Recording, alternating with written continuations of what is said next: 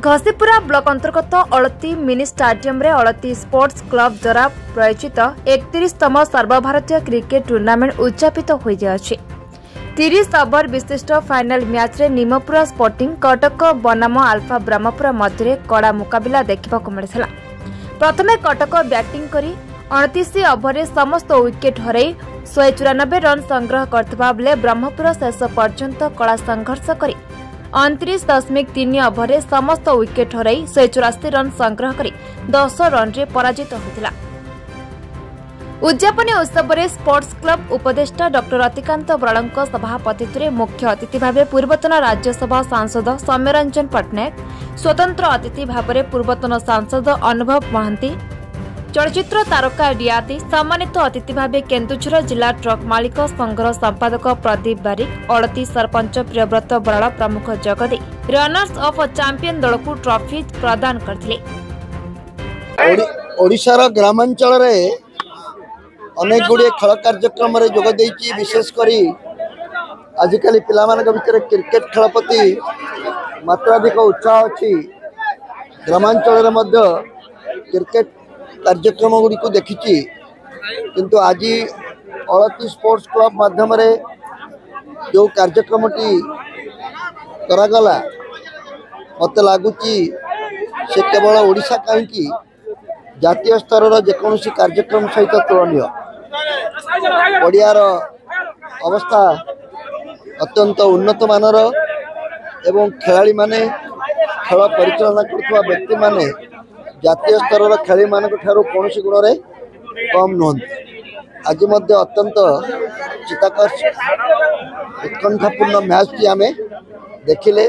शेष ओवर पर्यंत किए जितब किए हार कहवा कष्टकर थिला। से दृष्टि एभली एक उच्चमानर कार्यक्रम अलती भली गोटे ग्रामांचल करा जाई परुची। या उद्योक्ता बंधु मानकर सामर्थ्य एवं प्रबल इच्छा शक्तिर परिचय देउची। मु सेमानंको अभिनंदन जनाऊँगी। केवल गोटे अभाव अच्छी एभली एक पड़िया को आनुषंगिक व्यवस्था द्वारा आहरी समृद्ध कले खेलर मान आहरी बढ़िबो। विशेषकर दर्शक मानक पई एटी कोनोसी सुविधा नाही जहाँ फल अजथा भिड़ होउची। भिड़ नियंत्रण बेले बेले रहूना। तेणु कर्तृपक्ष को एवं खेलप्रेमी बंधु मान जो सज्जन बंधु मैंने एभली एक कार्यक्रम पृष्ठपोषकता कले समस्त को निवेदन करुच्ची से आगे आसबे। दर्शक बंधु मान गोटे उचित व्यवस्था करने सहयोगर हाथ बढ़े। आगे आज गोटे क्रिकेट टूर्नामेंट ये होता तार उद्यापन दिवस था फाइनल मैच।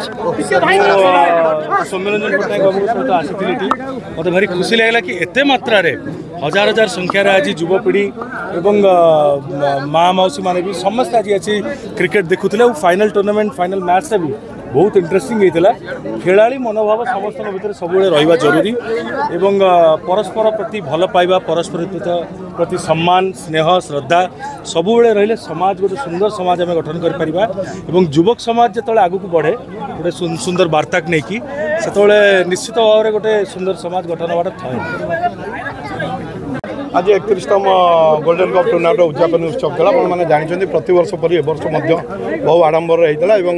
फाइनल मैच बहुत उच्च कोटर होता। आम गण में वरिष्ठ राजनेता पूर्वतन सांसद सौम्यरंजन पट्टनायक मुख्य अतिथि एवं चलचित्र जगतर नायिका रिया दे सुपरस्टार अनुभव महांती हजार हजार दर्शक जानते। स्पोर्ट्स क्लब अलती अंचल क्रीड़ा को उन्नति कर तार आगभारिता रहे भागीदारीता रहे एवं भल भल युव क्रीड़ा प्रतिभा आगू नापी चेष्टा करे। आगामी वर्ष यहाँ चलो आमर किशोर कुमार दास निजे बसंत मंजर फाउंडेशन एवं हरचंडी शिक्षा अनुष्ठान और मोर बड़ भाई प्रभात कुमार बराड़ समस्त मिसिकी धीरे धीरे टूर्नामेंट को आगू नहीं आगामी दिन अलती तार गौरव सब बजाय रखिबो। हाटडीहिरु अजित नायक रिपोर्ट बी न्यूज।